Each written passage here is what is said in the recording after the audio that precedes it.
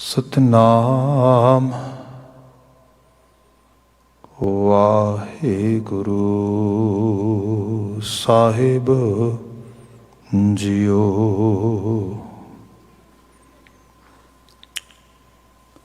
सूही कबीर जी थर हर कंपै बाला जियो। ना जानो क्या करसी पियो।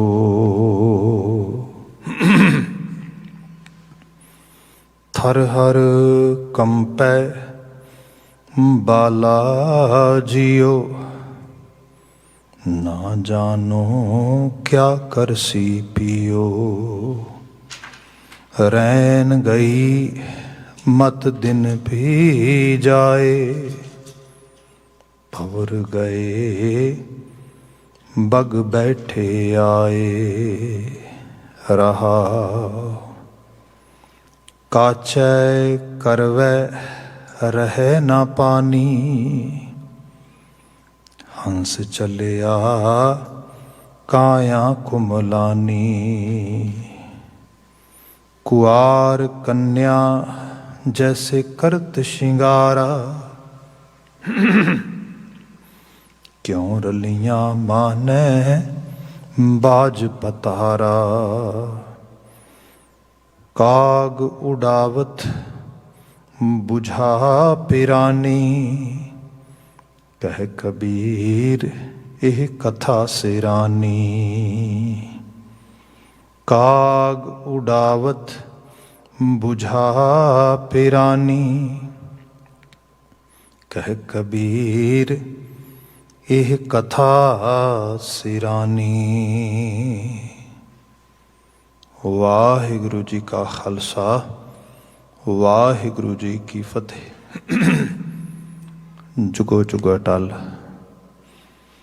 तन तन गुरु ग्रंथ साहिब जी गुरु पातशाह जी दी अपार बख्शिश। शाम समय सत्संगत दीयां कड़ियां असीं माण पा रहे हैं। अजे हुणे गुरबाणी कीर्तन ਸਰੋਤ कर रहे सी। ये समा गुरबाणी व्याख्या दा है। लगातारता नाल जो बाणी शाम के समय विचार रहे हैं। इस लड़ीवार रचना विच सूही राग दे भगत बाणी दे पवित्र मानक सानू प्राप्त ने। इस विच भी भगत कबीर जी श्रोमणी भगत बाणीकार उन्हां दी रचना सानू प्राप्त हो रही है। आप जी ने सूही राग दे इन्हां बचनां विचों लड़ीवार रूप अंदर 2 नंबर शब्द उसका पाठ अजे हुणे सरवण कीता है। बचन रहाव दे बंद तो प्रारंभ कर रहे हाँ। भगत जी जिक्र कर रहे ने रैन गई मत दिन पी जाए। भंवर गए बग बैठे आए। रहाओ रैन गई मत दिन पी जाए। मैटाफोर है ਇਹਦੇ ਵਿੱਚ ਤੇ बड़े मैटाफोरिक वे ਦੇ ਨਾਲ line by line Bhagat ji बहुत डीप लैवल का मैसेज एग्जाम्पल्स कर करके सानू देणगे। जिवें आही है रैन मतलब रात काली हुंदी है, दिन चिट्टा हुंदा है। हुण इस मैटाफोर दे विच साडी गुजरदी उम्र जिहड़ी साडी एज आ, when we get aged, in that way we can easily notice some sort of changes in our look। जिवें केसां दा रंग है, ये सब तो सीधे तौर पर साडे वास्ते संदेश आ कि असी एज दे किस पड़ाव ते जा रहे हैं। जिवें बच्चा आ एडोलसेंस एज च वध रहा है, डेफिनेटली जिहड़े हारमोन्स ने चेंज हो रहे हैं, बट नाल दे नाल बॉडी पार्ट्स ते जिहड़ा खास करके केसां दा आउणा आ, सब चीज़ां वो दसदे ने भी किहड़े पासे नूं जीवन प्रवास भर रहा है। जिवें जिवें ਜੋਬਨ ਦੀ ਦਹਲੀਜ਼ ਬੰਦਾ ਟੱਪ ਰਿਹਾ ਹੁੰਦਾ ਹੈ, ਅਗੇਨ ਸਾਡੇ ਜਿਹੜੇ ਕੇਸ ਨੇ, ਜਿਹੜੇ ਸਾਡੇ ਹੇਅਰਸ ਨੇ, ਇਹ ਸਾਨੂੰ ਦੱਸ ਰਹੇ ਹੁੰਦੇ ਨੇ, ਕਿਉਂਕਿ ਉਮਰ ਦਾ ਪੜਾਅ ਕਿਹੜਾ ਆ ਰਿਹਾ, ਰੰਗ ਬਦਲਣਾ ਸ਼ੁਰੂ ਕਰ ਦਿੰਦੇ ਨੇ। ਭਗਤ ਜੀ ਨੇ ਇਸ ਮੈਟਾਫੋਰ ਨੂੰ, ਮਤਲਬ ਦਿਨ ਤੇ ਰਾਤ ਵਾਲੇ ਨੂੰ ਇੱਥੇ ਲਿਆਂਦਾ ਆ ਇਸ ਚੀਜ਼ ਨੂੰ ਐਕਸਪਲੇਨ ਕਰਨ ਵਾਸਤੇ। ਗੁਜ਼ਰਦੀ ਉਮਰ ਦੇ ਨਾਲ ਇਸ ਨੂੰ ਅੱਜ ਦੀ ਮਾਡਰਨ ਹਿਊਮਨ ਸਾਇੰਸਿਸ ਵਿੱਚ ਜੋ ਕਿਹਾ ਜਾਂਦਾ ਹੈ, ਉਹ ਵਰਡ ਚੂਜ਼ ਕਰਦੇ ਨੇ, ਉਹ ਟ੍ਰਾਂਜੀਸ਼ਨਲ ਪੀਰੀਅਡਸ, ਜੀਵਨ ਦੀਆਂ ਕੁਝ ਫੇਸਿਸ ਨੇ, ਟ੍ਰਾਂਜੀਸ਼ਨਸ ਹੁੰਦੀਆਂ ਨੇ, ਉਹਨਾਂ ਨੂੰ ਨੋਟਿਸ ਕਰਨਾ ਚਾਹੀਦਾ ਔਨ ਟਾਈਮ। ਅਦਰਵਾਈਜ਼ ਅਸੀਂ ਸਪੋਜ਼ ਕਰੋ ਕਿ ਜਾਣਾ ਕਿਸੇ ਹੋਰ ਜਗ੍ਹਾ 'ਤੇ ਹੈ, ਅਸੀਂ ਸਾਰੇ ਏਅਰ ਟਰੈਵਲ ਕਰਦੇ ਹਾਂ, ਟਰਮੀਨਲਸ ਹੁੰਦੇ ਨੇ ਉੱਥੇ, ਅਤੇ ਟਰਮੀਨਲ ਸਾਰਿਆਂ ਤੋਂ ਫਲਾਈਟਸ ਉੱਡ ਰਹੀਆਂ ਨੇ, ਉੱਥੇ ਸਭ ਬੇ ਬਣੇ ਨੇ, ਸਭ ਚੀਜ਼ਾਂ ਹੋਈਆਂ ਨੇ, ਬਟ ਜਿਸ ਟਰਮੀਨਲ 'ਤੇ ਸਾਨੂੰ ਜਿਸ ਸਮੇਂ ਹੋਣਾ ਚਾਹੀਦਾ ਆ, ਸਪੋਜ਼ ਕਰੋ ਇੱਕੋ ਸਮੇਂ ਇੱਕੋ ਸ਼ਹਿਰ ਦੇ ਵਿੱਚ ਅਸੀਂ ਐਟਲੀਸਟ 2 ਵਾਰੀ ਸੇਮ ਏਅਰਪੋਰਟ ਯੂਜ਼ ਕਰਦੇ ਹਾਂ, ਇੱਕ ਵਾਰੀ ਡਿਪਾਰਚਰ ਵਾਸਤੇ, ਇੱਕ ਵਾਰੀ ਅਰਾਈਵਲ ਵਾਸਤੇ। ਹੁਣ ਸਾਨੂੰ ਉਸੇ ਸਮੇਂ 'ਚ ਉੱਥੇ ਹੋਣਾ ਚਾਹੀਦਾ ਆ। ਸਪੋਜ਼ ਅਸੀਂ ਕਹਿੰਦੇ ਪਏ ਅਸੀਂ ਤਾਂ ਬਿਲਕੁਲ ਪੀਅਰਸਨ ਏਅਰਪੋਰਟ 'ਤੇ ਹਾਂ, ਪਰ ਹੋਣਾ ਡਿਪਾਰਚਰ 'ਤੇ ਚਾਹੀਦਾ, ਅਸੀਂ ਅਰਾਈਵਲ 'ਤੇ ਹਾਂ। ਜਦੋਂ ਅਸੀਂ ਅਰਾਈਵਲ 'ਤੇ ਹੈਗੇ ਹਾਂ, ਉਦੋਂ ਅਸੀਂ, ਮਤਲਬ ਜਦੋਂ ਅਰਾਈਵਲ 'ਤੇ ਹੋਣਾ ਚਾਹੀਦਾ ਸਾਨੂੰ, ਅਸੀਂ ਡਿਪਾਰਚਰ 'ਤੇ ਜਾ ਕੇ ਖੜੇ ਹੋ ਜਾਈਏ। We not actually making right connections. ਜੀਵਨ ਦਾ ਇੱਕ ਸ਼ੁਰੂਆਤ ਹੈ ਜਿਹਨੂੰ ਅਸੀਂ ਕਹਿੰਦੇ ਹਾਂ, ਦਾ ਨਿਕਾਸ ਹੈ, ਵਿਕਾਸ ਹੈ, ਫਿਰ ਵਿਨਾਸ਼ ਹੈ। ਜੀਵਨ ਐਵੇਂ ਚੱਲਦਾ। ਜਿਵੇਂ ਜਿਵੇਂ ਬੰਦਾ ਇਹਨੂੰ ਧਿਆਨ, ਅਟੈਂਸ਼ਨ ਪੇ ਕਰਦਾ ਆ, ਸਪੋਜ਼ ਇੱਕ ਪੜਾਅ ਹੈ ਜਿਹਨੂੰ ਗੁਰੂ ਸਾਹਿਬ ਨੇ ਬਾਣੀ 'ਚ ਬਹੁਤ ਸੁੰਦਰ ਤਰੀਕੇ ਨਾਲ ਲਿਖਿਆ, ਬਾਲ, ਜਵਾਨੀ ਅਰ ਬਿਰਧ ਫੁਨ 3 ਅਵਸਥਾ ਜਾਨ। ਐਟਲੀਸਟ 3 ਸਟੇਜਿਸ ਤੇ ਈਜ਼ੀਲੀ ਹੈਗੀਆਂ ਨੇ ਨਾ। One is very young age, when someone is kind of kid or actually very young child. Second, adolescence and fully adult.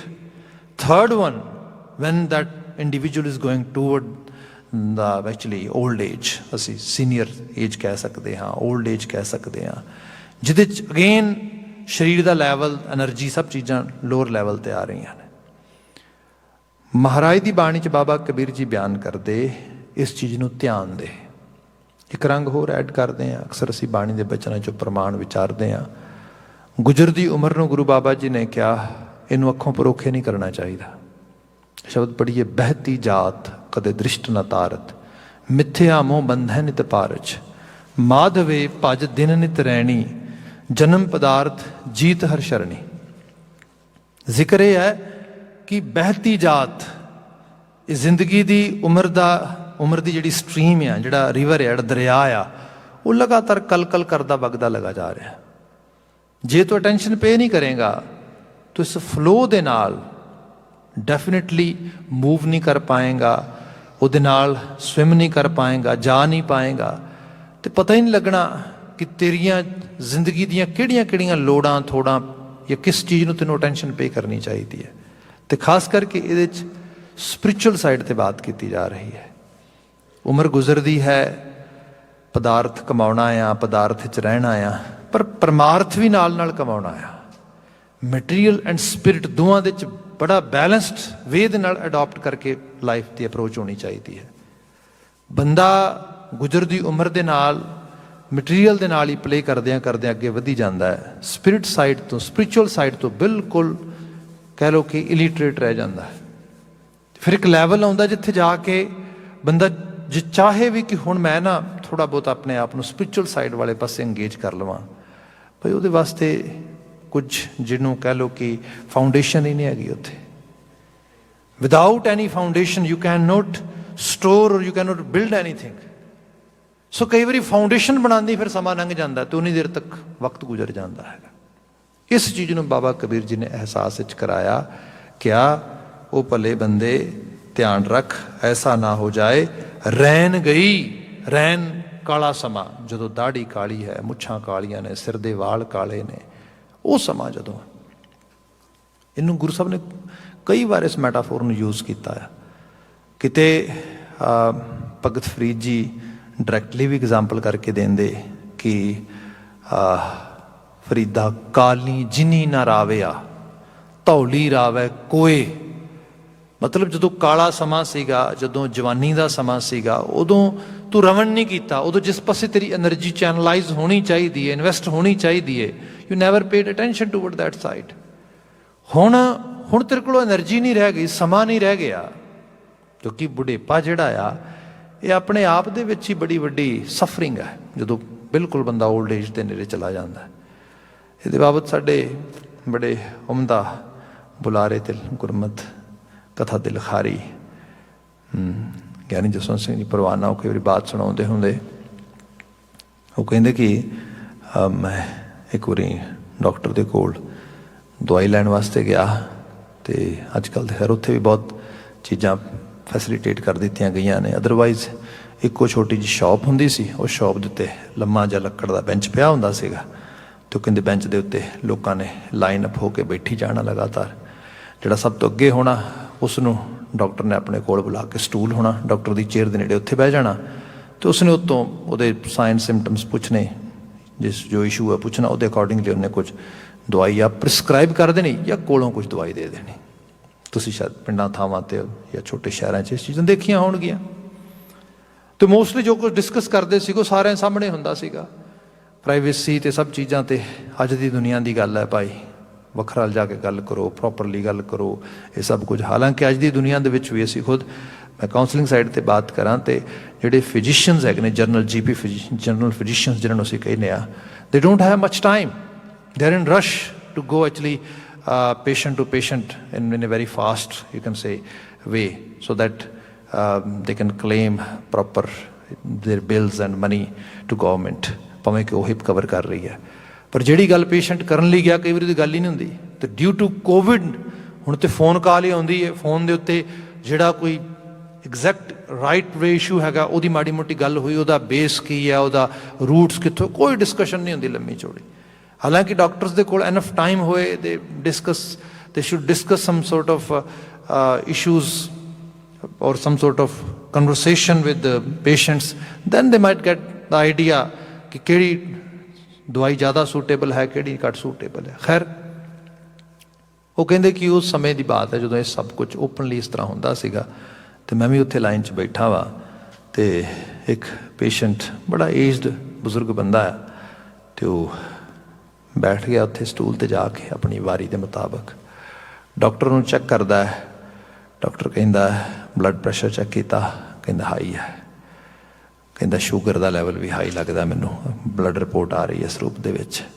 ਠੀਕ ਆ, ਹੋਰ ਵੀ ਚੀਜ਼ਾਂ ਹੈਗੀਆਂ ਕੁਛ ਉਹਨੇ ਬਿਆਨ ਕੀਤਾ, ਸਾਹ ਬੜਾ ਚੜ੍ਹਦਾ, ਥਕਾਵਟ ਹੁੰਦੀ ਹੈ, ਅਤੇ ਇਹ ਸਾਰੀਆਂ ਗੱਲਾਂ ਹੋ ਰਹੀਆਂ। ਅਤੇ ਉਹ ਬਜ਼ੁਰਗ ਪੁੱਛਦਾ ਹੈ ਵੀ ਆਖਿਰਕਾਰ ਡਾਕਟਰ ਆ ਤੂੰ, ਬਿਮਾਰੀਆਂ ਤਾਂ ਮੈਨੂੰ ਪਤਾ ਹੈ, ਕਾਰਨ ਵੀ ਤਾਂ ਦੱਸ, ਇਲਾਜ ਵੀ ਦੱਸ। ਉਹ ਕਹਿੰਦਾ ਜੀ ਏਜਡ ਹੋ ਗਏ ਹੋ, ਹੁਣ ਬੁੱਢੇ ਹੋ ਗਏ ਹੋ, ਉਮਰ ਹੋ ਗਈ ਇਸ ਕਰਕੇ ਬਲੱਡ ਪ੍ਰੈਸ਼ਰ ਹਾਈ ਹੈ, ਉਮਰ ਹੋ ਗਈ ਇਸ ਕਰਕੇ ਸ਼ੂਗਰ ਆਈ ਹੈ, ਉਮਰ ਹੋ ਗਈ ਹੈ ਇਸ ਕਰਕੇ ਸਰੀਰ 'ਚ ਪੀੜਾਂ ਹੁੰਦੀਆਂ ਨੇ, ਨੀਂਦਰ ਨਹੀਂ ਆਉਂਦੀ, ਇਹੋ ਜਿਹੀਆਂ ਚੀਜ਼ਾਂ। ਅਖੀਰ ਜਦੋਂ ਉਹਨੇ 5, 7, 10 ਬਿਮਾਰੀਆਂ ਗਿਣਾ ਕੇ ਤੇ ਸਾਰੀਆਂ ਦਾ ਇੱਕੋ ਹੀ ਦੱਸਿਆ, ਉਮਰ ਹੋ ਗਈ ਹੈ, ਉਮਰ ਹੋ ਗਈ ਹੈ। ਅਖੀਰ ਦੇ 'ਚੋਂ ਕਹਿੰਦੇ ਬਜ਼ੁਰਗ ਪੇਸ਼ੈਂਟ ਜਿਹੜਾ ਨਾ ਉਹ ਤਲਖੀ 'ਚ ਆ ਗਿਆ, ਉਸਨੇ ਜ਼ੋਰ ਲਾ ਕੇ ਟੇਬਲ 'ਤੇ ਹੱਥ ਮਾਰਿਆ, ਅਤੇ ਹੱਥ ਮਾਰ ਕੇ ਕਹਿੰਦਾ ਵੀ ਤੂੰ ਬੜਾ ਬੇਵਕੂਫ ਹੈ, ਬੜਾ ਮੂਰਖ ਡਾਕਟਰ ਹੈ, ਤੈਨੂੰ ਡਾਕਟਰ ਕਿਹਨੇ ਬਣਾਇਆ? ਹਰ ਗੱਲ ਦਾ ਇੱਕੋ ਹੀ ਜਵਾਬ ਹੈ, ਬੁੱਢਾ ਹੋ ਗਿਆ, ਉਮਰ ਹੋ ਗਈ, ਉਮਰ ਹੋ ਗਈ। ਤਾਂ ਡਾਕਟਰ ਬਿਨਾਂ ਗੁੱਸਾ ਕੀਤਿਆਂ ਮਜ਼ਾਕ ਵਿੱਚ ਹੱਸਦਾ ਹੋਇਆ ਕਹਿਣ ਲੱਗਾ ਬਜ਼ੁਰਗੋ ਗੁੱਸਾ ਨਾ ਕਰੋ, ਇਹ ਤਲਖੀ ਵੀ ਬੁੱਢੇ ਹੋ ਗਏ ਤਾਂ ਕਰਕੇ ਹੈ, ਪੇਸ਼ੈਂਸ ਨਹੀਂ ਰਹਿ ਗਿਆ ਹੁਣ। ਮਤਲਬ ਇਹ ਕਿ ਜਦੋਂ ਉਮਰ ਦੇ ਉਸ ਪੜਾਅ 'ਤੇ ਬੰਦਾ ਜਾਏਗਾ ਉਦੋਂ ਤਾਂ ਬੰਦੇ ਕੋਲ ਕੁਛ ਵੀ ਨਹੀਂ ਬਚੇਗਾ। ਮਤਲਬ ਬੰਦਾ, ਜਿਹਨੂੰ ਮਹਾਰਾਜ ਦੀ ਬਾਣੀ ਨੇ ਇਸ ਤਰ੍ਹਾਂ ਵੀ ਬਿਆਨ ਕੀਤਾ ਕਿ ਜਦੋਂ ਉਹ ਹਾਲਤ ਬਣਦੀ ਹੈ ਵੀ ਜਿਸ ਵਕਤ ਬੰਦੇ ਦਾ ਨੈਨੋ ਨੀਰ ਬਹਿ ਤਨਖੀਨਾ, ਅੱਖਾਂ 'ਚੋਂ ਪਾਣੀ ਚੋਰਿਆ, ਤਨਖੀਨ ਹੋ ਗਿਆ ਤਨ, ਜਿਹੜਾ ਕਬੀਰ ਬੇੜਾ ਜ਼ਰਜ਼ਰਾ ਫੂੰਟੇ 6000, ਜਿਵੇਂ ਬਹੁਤ ਪੁਰਾਣਾ ਬੁੱਢਾ ਬੇੜਾ ਤੁਸੀਂ ਦੇਖਿਆ ਹੋਵੇ ਕਿਤੇ ਕਿਸੇ ਪੋਰਟ ਦੇ ਉੱਤੇ ਲੱਗਾ ਹੋਏ, ਜਸਟ ਵਿਜ਼ਟਰ ਹੁੰਦੇ ਨੇ, ਵੇਖਦੇ ਨੇ ਉਹਨੂੰ ਆ ਕੇ, ਤੇ ਉਹਦੇ ਛੇਕ ਹੀ ਛੇਕ ਹੋਏ ਨੇ, ਪਾਣੀ ਸਾਰਾ ਉਹਦੇ ਤਲਹਟੀ 'ਚ ਤੁਰਿਆ ਫਿਰਦਾ ਆ, ਅਤੇ ਉਸ ਨੂੰ ਹੁਣ ਸਮੁੰਦਰ 'ਚ ਤਾਂ ਨਹੀਂ ਉਤਾਰਿਆ ਜਾ ਸਕਦਾ ਨਾ, ਉਹਦੀ ਸੇਲਿੰਗ ਤਾਂ ਨਹੀਂ ਹੋ ਸਕਦੀ, ਉਹਨੂੰ ਕਿਸੇ ਤਰੀਕੇ ਨਾਲ ਚੀਜ਼ ਨਹੀਂ ਹੋ ਸਕਦੀ। ਸੋ ਐਗਜ਼ੈਕਟਲੀ ਉਹ ਹਾਲਤ ਜਦੋਂ ਉਮਰ ਦਾ ਉਹ ਪੜਾਅ ਆ ਗਿਆ, ਜੋ ਤਨਖੀਨ ਹੋ ਗਿਆ, ਜਦੋਂ ਅੱਖਾਂ ਜਵਾਬ ਦੇ ਰਹੀਆਂ ਨੇ, ਸਰੀਰ ਦੇ ਅੰਗ ਜਿਹੜੇ ਨੇ ਉਸ ਲੈਵਲ 'ਤੇ ਉਹ ਕੈਪੇਬਲ ਨਹੀਂ ਹੈਗੇ ਕੁਛ ਕਰਨ ਦੇ, ਕਿਹਾ ਗਿਆ ਕਿ ਨੈਨੋ ਨੀਰ ਬਹਿ ਤਨਖੀਨਾ ਪਹੇ ਕੇਸ ਦੁਧਵਾਨੀ, केस दोधे रंग दे हो गए, चिट्टे रंग दे हो गए। रुधा कंठ, कंठ रुधा रुधर नाल भर गया। भाव आवाज़ निकलती है, रोंदली आवाज़ है, आवाज़ च दम नहीं रह गया, हुण बात नहीं होंदी, हुण प्रॉपरली गला फट जाता, इस किस्म की बात हो गई। शब्द नहीं उचरे, अब क्या करे प्राणी। हुण प्राणी उदों सोचे जाके भी हुण मैं कुछ ना कुछ धार्मिक तौर पर, अध्यात्मक तौर पर, रूहानी तौर पर कुछ अचीव करांगा। महाराज कहते ऐसा पॉसीबल ना हो पाए, शायद तेरे को समा शायद विहाज चुका हो उस समय तक। इस करके भगत फरीद जी ने कहा काली जिनी ना राविया। जो जवानी का समा सी, जो एनर्जी सी, जो टाइम सीगा, उदों तो तू रमन ना किया। काली जिनी ना राविया धौली रावै कोए। धौले समय दे विच किसी विरले नूं समझ आउंदी है, अदरवाइज कित्थे समझ आउंदी है। मैं कई बार बेनती करदा, नॉर्थ अमेरिका के जी कुछ स्थानों के उत्ते लंबे समय तो ट्रैवल करते हैं, जाने का मौका बनया, तो यहो ਜਿਹੇ स्थान भी देखे जिथे कुछ फार्मिंग काइंड ऑफ बिजनेसिस होंगे नॉर्थ अमेरिका के।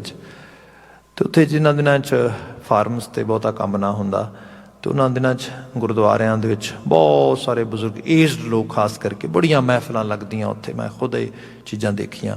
कई बार गुरुद्वारे दे नाल पार्किंग लॉट या पार्क दे विच बैठे हुए ताश खेड रहे हैं, यहो जिहियां चीज़ां हो रही ने, अंदर पकौड़े बन रहे हैं, चाह बन रही है, चावां जा रही ने, पकौड़े खा रहे हैं, मतलब सब वधिया सोशलाइजेशन हो रही है उन्होंने।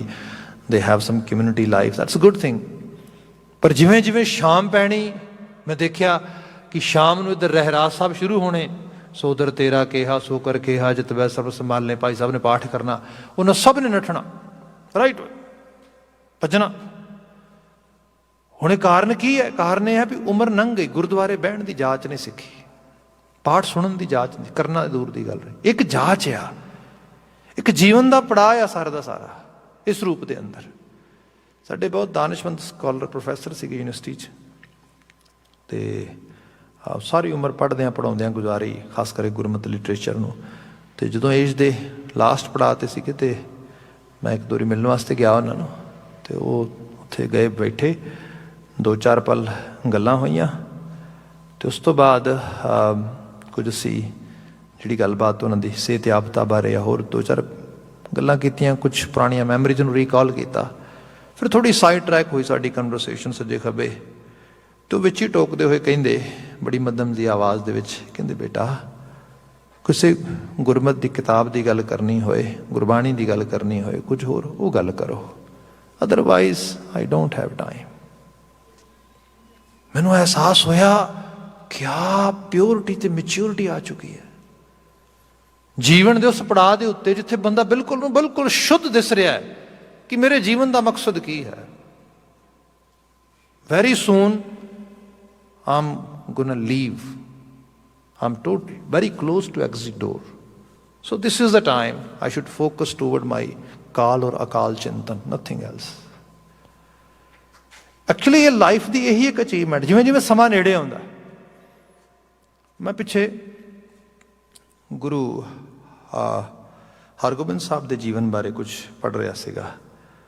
कीरतपुर साहब वसाया आके पहला जीवन बड़ा संघर्षमई रहा, युद्धां जंगां च रहा, बड़ी इनवॉल्वमेंट रही, अकाल तख्त साहब की सिरजना की, बड़ा संघर्ष उस रूप के सारा का सारा बतीत होया।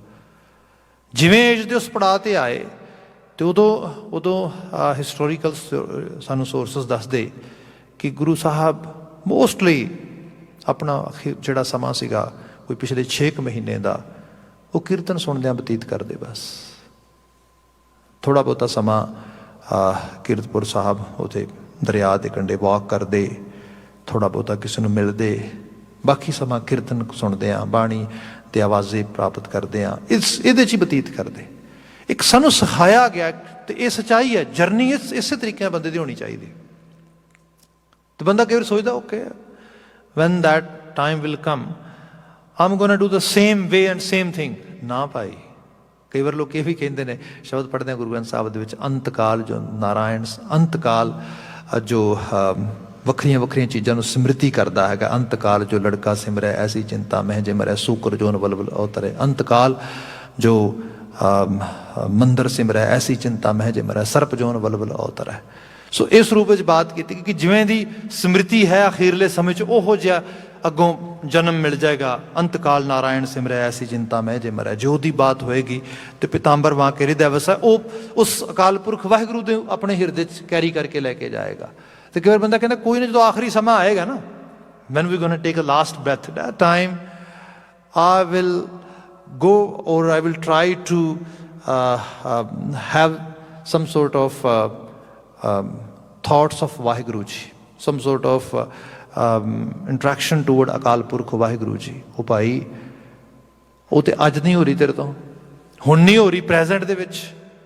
ਹੁਣ ਮੈਂ ਕਹਾਂ ਮੈਂ ਆਪਣਾ ਧਿਆਨ ਇੱਥੇ ਟਿਕਾਣਾ ਆ, ਕੰਸਨਟ੍ਰੇਸ਼ਨ ਤੇ ਦੁਨੀਆਦਾਰੀ ਦੇ ਕੰਮਾਂ 'ਚ ਨਹੀਂ ਹੁੰਦੀ ਪ੍ਰੋਪਰਲੀ। ਜਿਹੜੀ ਚੀਜ਼ ਬਿਲਕੁਲ ਸਪਿਰਿਟ ਦੇ ਲੈਵਲ ਤੇ ਹੈ, ਜਿਹੜੀ ਚੀਜ਼ ਬਿਲਕੁਲ ਸੂਖਮ ਹੈ, ਉੱਥੇ ਤੇ ਕਿਵੇਂ ਹੋਏਗੀ? ਇਹਦੀ ਤੇ ਪ੍ਰੈਕਟਿਸ ਹੀ ਹੈ ਸਾਰੀ ਉਮਰ ਦੀ। ਜਦੋਂ ਤੱਕ ਉਹ ਸਮਾਂ, ਉਹ ਵਕਤ ਆਵੇ, ਉਦੋਂ ਤੱਕ ਸੁਰਤ ਉੱਥੇ ਪਹੁੰਚ ਜਾਏ। ਤੇ ਇਹ ਜਿਉਂਦੇ ਜੀ ਅਚੀਵ ਕਰਨਾ ਪਏਗਾ, ਤਾਂ ਕਿ ਉਸ ਸਮੇਂ ਤੱਕ ਉੱਥੇ ਮੇਰੀ ਸੁਰਤ ਹੋਵੇ, ਮੈਂ ਉੱਥੇ ਪਹੁੰਚ ਚੁੱਕਾ ਹੋਵਾਂ। ਬਾਬਾ ਕਬੀਰ ਜੀ ਕਹਿੰਦੇ ਜੇ ਤੂੰ ਧਿਆਨ ਨਾ ਦਿੱਤਾ, ਉਮਰ ਲੰਘ ਜਾਣੀ ਹੈ ਤੇਰੀ। ਭਗਤ ਫਰੀਦ ਜੀ ਦਾ ਹੀ ਸ਼ਲੋਕ ਪੜ੍ਹ ਰਹੇ ਸੀਗੇ, ਕਾਲੀ ਜਿਨੀ ਨਾ ਰਾਵਿਆ ਧੌਲੀ ਰਾਵੈ ਕੋਏ। ਕੋਈ ਵਿਰਲਾ ਆ ਉਮਰ ਦੇ ਉਸ ਪੜਾਅ ਦੇ ਨੇੜੇ ਜਾ ਕੇ ਉਹਨੂੰ ਕੋਈ ਯਾਦ ਅਹਿਸਾਸ ਉਸ ਲੈਵਲ ਤੇ ਰਹਿੰਦਾ। ਅਦਰਵਾਈਜ਼ ਜੋ ਉਮਰ ਭਰ ਕੀਤਾ ਉਹੀ ਵਾਰ-ਵਾਰ ਮਤਲਬ ਹਵਾ ਦੇ ਬੁੱਲੇ ਬਣ ਕੇ ਆਉਂਦਾ। ਜੇ ਆਪਾਂ ਦੇਖੀਏ, ਮੈਂ ਲਿਟਰੇਚਰ ਦਾ ਵਿਦਿਆਰਥੀ ਰਿਹਾ ਵਾਂ, ਅੱਜ ਵੀ ਉਹੀ ਉਹਦੇ ਨਾਲ ਹੀ 2-4 ਹੁਣਾ ਪੜ੍ਹਨ ਪੜ੍ਹਾਉਣ ਦਾ ਸ਼ੌਂਕ ਉਸ ਰੂਪ ਵਿੱਚ ਪਾਲਿਆ। ਤੋ ਇਹ ਦੇਖਦਾ ਵਾਂ ਨਾਵਲਿਸਟਸ ਨੇ, ਰਾਈਟਰਸ ਨੇ, ਸਟੋਰੀ ਰਾਈਟਰਸ ਨੇ, ਸ਼ਾਰਟ ਸਟੋਰੀ ਰਾਈਟਰਸ ਨੇ, ਪੋਇਟਸ ਨੇ, ਬਹੁਤ ਸਾਰੇ ਉਮਦਾ ਕਿਸਮ ਦੇ ਲੋਕਾਂ ਨੂੰ ਵੱਖਰੇ ਤਰੀਕੇ ਨਾਲ ਦੇਖਿਆ ਜਾਂਦਾ ਹੈ। ਜਿਹੋ ਜਿਹੀ ਕੋਈ ਸ਼ੁਰੂਆਤ ਕੀਤੀ ਲਿਖਾਵਟ ਦੀ, ਸਭ ਦੀ ਉਮਰ ਹੋ ਗਈ, ਲਿਖਾਵਟ ਅਜੇ ਵੀ ਉਸੇ ਲੈਵਲ ਤੇ ਹੈ। ਬੰਦਾ ਕਈ ਵਾਰੀ ਸੋਚਦਾ ਹੈ ਉਮਰ ਦੇ ਇਸ ਪੜਾਅ ਤੇ ਲਿਖਾਵਟ ਨੂੰ ਸੋਭਦੀ ਨਹੀਂ ਹੋਣੀ ਐਵੇਂ ਦੀ, ਪਰ ਕੀਤਾ ਕੀ ਜਾਏ, ਸਾਰੀ ਉਮਰ ਉਹੀ ਚੀਜ਼ ਲਿਖੀ, ਉਸ ਤਰ੍ਹਾਂ ਹੀ ਉੱਥੇ ਹੀ ਚੱਲ ਰਿਹਾ ਭਾਈ। ਹੁਣ ਤੇ ਲੈਵਲ ਬਦਲ ਰਿਹਾ ਹੈ, ਟ੍ਰਾਂਜੀਸ਼ਨਲ ਟਾਈਮ ਆ ਚੁੱਕਾ ਹੈ। ਆਪਣੇ ਆਪ ਨੂੰ ਕੁਛ ਜਿਹੜਾ ਹੈਗਾ ਉਸ ਤਰੀਕੇ ਦੇ ਨਾਲ ਹੁਣ ਚੇਂਜ ਹੋਣਾ ਪਏਗਾ। ਪਰ ਜੇ ਸਾਰੀ ਉਮਰ ਉਸ ਤਰੀਕੇ ਨਾਲ ਨਹੀਂ ਕੀਤਾ, ਧੌਲੀ ਰਾਵੈ ਕੋਏ, ਕਿਸੇ ਵਿਰਲੇ ਨੂੰ ਇਹ ਸਮਝ ਆਉਂਦੀ ਹੈ। ਅਦਰਵਾਈਜ਼ ਜਿਵੇਂ ਸਾਡੇ ਬਹੁਤ ਵੱਡੇ ਨਾਵਲਿਸਟ ਹੋਏ ਨੇ, ਜਸਵੰਤ ਸਿੰਘ ਕੰਵਲ, ਤੁਸੀਂ ਸੁਣਿਆ ਹੋਏਗਾ, ਤਾਂ ਉਮਰ ਕਮਿਊਨਿਜ਼ਮ ਬਾਰੇ ਲਿਖਿਆ, ਇਹਨਾਂ ਚੀਜ਼ਾਂ 'ਤੇ ਫੋਕਸ ਕੀਤਾ। ਅਖੀਰ ਉਮਰ ਦੇ ਉਸ ਪੜਾਅ 'ਤੇ ਆ ਗਏ ਜਦੋਂ ਅੰਦਰ ਅਵੇਅਰਨੈਸ ਬਹੁਤ ਹਾਇਰ ਲੈਵਲ 'ਤੇ ਚਲੀ ਗਈ। ਅਤੇ ਫਿਰ ਉਹ ਚੀਜ਼ਾਂ ਵੀ ਲਿਖੀਆਂ ਜਿਹੜੀਆਂ ਸਾਰੀ ਉਮਰ ਨਹੀਂ ਸੀ ਲਿਖੀਆਂ। ਮੈਂ ਪੰਜਾਬ ਬੋਲਦਾ ਹਾਂ, ਮੇਰੀ ਕੌਮੀ ਵਸੀਅਤ, ਪੰਜਾਬੀਓ ਜਿਉਣਾ ਹੈ ਕਿ ਮਰਨਾ, ਉਹ ਚੀਜ਼ਾਂ ਲਿਖ ਦਿੱਤੀਆਂ ਜਿਨ੍ਹਾਂ ਬਾਰੇ ਕਦੀ ਕੋਈ ਸੋਚ ਵੀ ਨਹੀਂ ਸਕਦਾ ਵੀ ਆਹ ਬਜ਼ੁਰਗ ਐਵੇਂ ਲਿਖੇਗਾ। ਇਸ ਤਰੀਕੇ ਨਾਲ ਸਿੱਖੀ ਦੀਆਂ ਗੱਲਾਂ ਕਰੇਗਾ, ਪੰਜਾਬ ਦੇ ਬਚਣ ਦੀਆਂ ਗੱਲਾਂ ਕਰੇਗਾ, ਬਿਲਕੁਲ ਇੱਕ ਅਧਿਆਤਮਕ ਲੈਵਲ ਹੀ ਕਹਿ ਲਓ।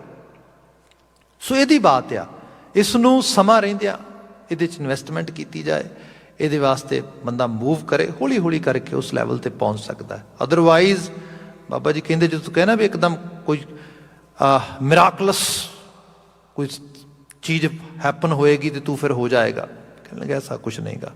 ਇਸੇ ਲਈ ਧੌਲੀ ਰਾਵੈ ਕੋਏ, ਪਰ ਇਹ ਵੀ ਨਹੀਂ ਹੋਪਲੈਸ ਹੋ ਜਾਣਾ। ਇਹਦੇ ਨਾਲ ਹੀ ਗੁਰੂ ਅਮਰਦਾਸ ਸਾਹਿਬ ਦੇ ਬਚਨ ਅਸੀਂ ਪੜ੍ਹਦੇ ਹਾਂ, ਉਹ ਕਹਿੰਦੇ ਕਿ ਕਾਲੀ ਧੌਲੀ ਸਾਹਿਬ ਸਦਾ ਹੈ, ਜੇ ਕੋ ਚਿੱਤ ਕਰੇ।